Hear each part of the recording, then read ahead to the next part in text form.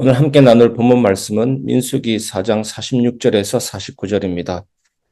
모세와 아론과 이스라엘 지휘관들이 레위인을 그 종족과 조상의 가문에 따라 다 계수하니 30세부터 50세까지 해막 봉사와 매는 일에 참여하여 일할 만한 모든 자, 곧 계수된 자는 8,580명이라.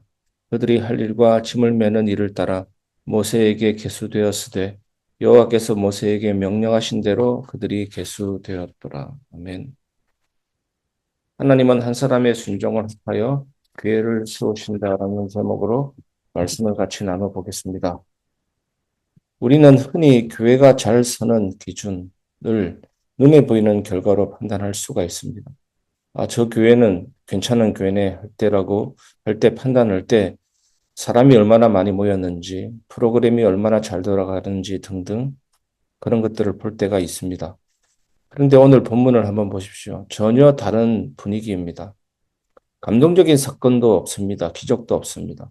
이런 본문을 대할 때 그냥 몇 초 만에 쫙 스쳐 지나가고 그랬던 저도 그런 경험도 있습니다. 그저 누가 언제 무엇을 맡아 어떻게 섬겼는지 조용히 그냥 그렇구나 고개 끄덕이고 넘겨질 때가 있습니다. 하지만 성경은 이 장면을 아주 중요하게 기록합니다. 왜냐하면 하나님은 교회를 화려한 순간으로 세우지 않으시고 이름 없이 감당한 순종의 합으로 세우시기 때문입니다. 첫 번째 하나님은 섬김을 그냥 지나치지 않으십니다. 46절에서 48절. 46절은 이렇게 시작합니다. 모세와 아론과 이스라엘 지휘관들이 레위인을 다 계수하니. 이게 아무 의미 없는 것 같아도 여기에서 계수하다라는 말은 단순히 숫자를 센다라는 뜻이 아닙니다. 히브리어로 하카드라는 이 단어는 기억하다, 책임을 맡기다, 공식적으로 인정하다는 의미를 담고 있습니다. 즉 하나님은 레위인의 섬김을 대충 이 정도 했겠지 이렇게 넘기지 않으십니다.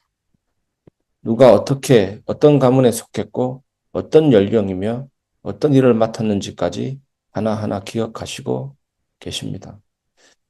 교회 안에 여러분 교회 안에서 각자가 하는 그 섬김도 하나님은 대충 그렇겠지 흘러보내지 않으십니다.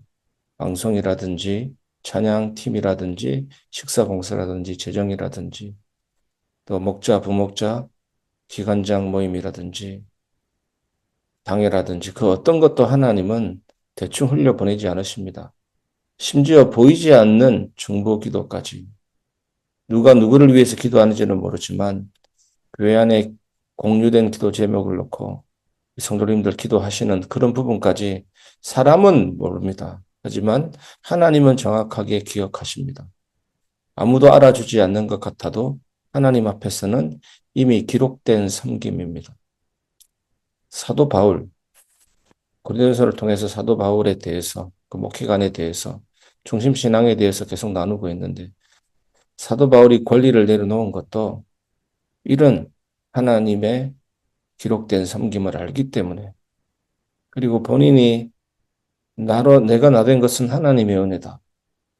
은혜로 설명되는 자리까지 온 것은 은혜가 생명줄이 된 인생이기 때문이지 않습니까? 오늘 우리도 그런 은혜가 생명줄이 된 인생 기억하시기 바랍니다. 문제부터 붙잡는 것이 아니고 말씀과 기도로 은혜로 하나님께 연결되는 인생. 오늘 하나님의 놀라운 은혜가 우리에게 있을 줄 믿습니다. 두 번째, 하나님은 사람을 혹사시키지 않고 감당할 만큼 맡기십니다. 47절. 47절은 봉사의 조건을 분명히 말합니다. 30세부터 50세까지 일할 만한 모든 자. 최근에 나누었던 본문 말씀 속에 계속 등장하는 문장입니다. 하나님은 무조건 헌신해라, 더 해라 하지 않으십니다. 연령을 정하시고 역할을 나누시고 사람이 감당할 수 있는 선을 지키십니다. 봉사, 아바다와 짐을 매는 일, 마사, 히브리어로 마사, 이것이 함께 언급됩니다.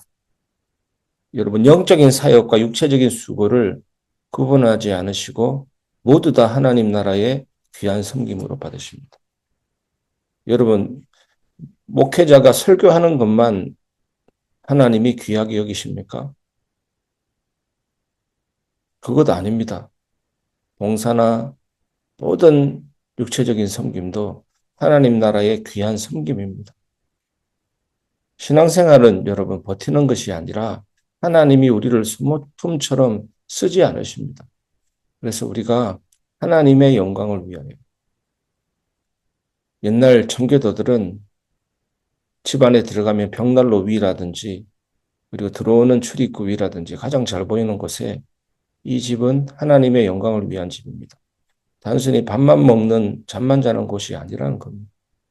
하나님의 영광을 위해서 드려진 집. 모든 삶이 그렇습니다. 하나님은 우리가 찬양 많이 한다고 해서 영광을 돌립니다고 해서 영광이 채워지시는 분이 아니라 영광 그 자체이십니다. 그 영광을 반영하는 빛. 내가 먹고 살고 마시고 움직이는 모든 것들이 하나님의 영광을 위한 것이라는 것입니다. 이럴 때 하나님은 공급하십니다. 하나님의 영광을 빼고 일하면 소진이 됩니다. 탈진이 됩니다. 결국 남는 게 없습니다. 인생이 길지 않지 않습니까? 살아봤다 70, 80인데 다 가져가지도 못합니다. 그래서 소모가 되는 겁니다. 하지만 하나님의 영광을 위하여 일할 때 그것은 소모가 아니라 공급입니다. 버틸 힘도 주시고 억지로 사람에게 끌려가는 것이 아니라 사명이 되는 것입니다. 오늘 여러분들에게 이 은혜가 있기를 바랍니다. 지금의 형편, 건강, 가정 상황 모든 것들을 아시고 각 사람에게 맞는 자리와 몫을 주십니다. 사실은 하나님이 우리의 몫이라는 것이 더 중요하죠. 하나님이 나의 분깃, 나의 몫이다. 각 사람에게 맡겨진 자리와 몫은 하나님이 나의 몫이 될 때 그 자리가 아름답게 바뀌게 되는 겁니다. 그래서 교회 안에서는 저 사람처럼 못해서 미안합니다. 비교할 필요가 없습니다. 교회는 비교해서 이기는 곳이 아닙니다. 내가 맡은 자리를 지키겠습니다라는 고백이 필요한 곳입니다. 세 번째, 하나님은 모든 섬김을 말씀의 권위로 묶으십니다. 49절. 49절은 본문을 이렇게 마무리합니다. 여호와께서 모세에게 명령하십니다. 민수기의 핵심 문장입니다. 여호와께서 모세에게 명령하신 대로 교회도 그렇습니다. 여호와께서 명령하신 대로 하는 곳이 교회입니다. 사람의 주장이 우세한 곳이 아닙니다. 여호와께서 명령하신 대로 해야 됩니다. 그것을 찾기 위해서 기도해야 되는 겁니다. 기도할 때마다 하나님이 금방금방 보여주시면 되는데 하나님을 의지하고 기도할 때 조금씩 나타내 보이십니다. 그런데 기도합니다라는 말이 얼마나 중요한지 모릅니다. 처음부터 끝까지 이 모든 섬김의 기준은 사람의 판단이 아니라 하나님의 말씀이었습니다.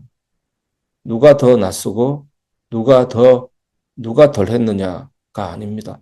말씀 안에서 각자의 맡은 일을 했느냐가 기준인 것입니다. 그래서 레위인의 총합이 나옵니다. 8,580명. 이 숫자는 자랑의 숫자가 아니라 순종의 총합입니다.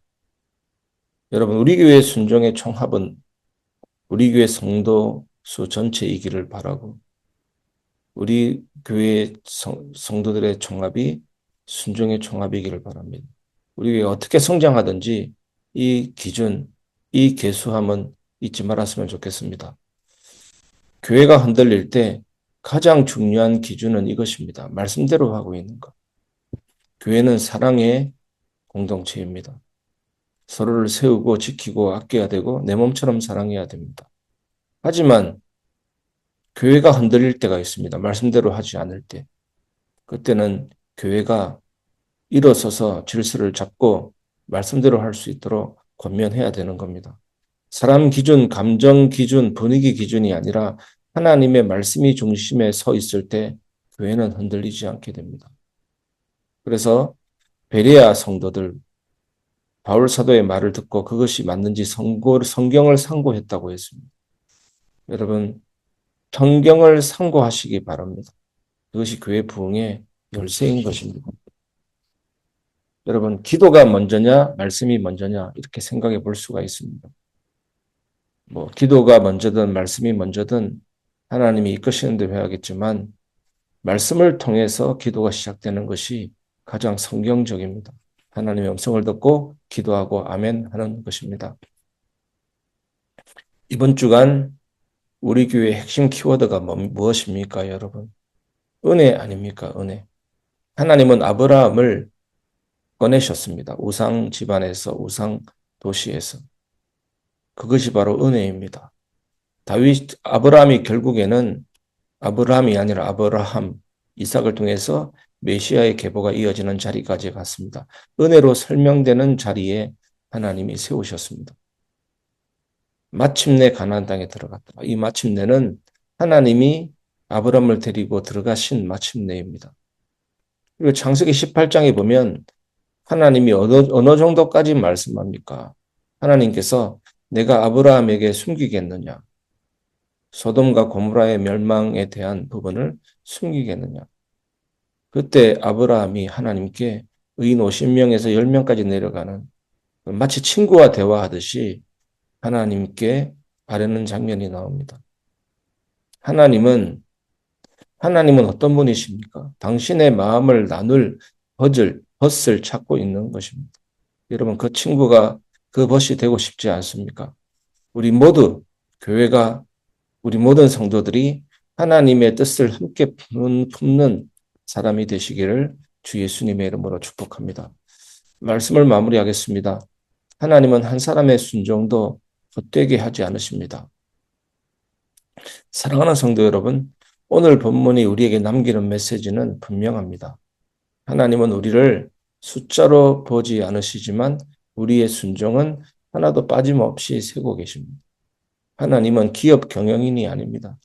하나님은 스포츠 썼던 클럽의 구단주도 아닙니다. 성과에 따라서 자르고 다른 사람 스카웃하고 그런 분이 아니십니다. 교회를 살리는 힘은 눈에 띄는 몇 사람이 아니라 묵묵히 자리를 지키는 성도들의 순종과 기도입니다. 만일 우리 교회가 하나님의 축복으로 성장했다면 목회자의 역량이 아니라 성도님들의 기도 덕분임을 믿습니다. 오늘도 하나님은 각 사람에게 감당할 일을 맡기시고 그 섬김을 기억하시며 말씀 안에서 공동체를 세우고 계십니다.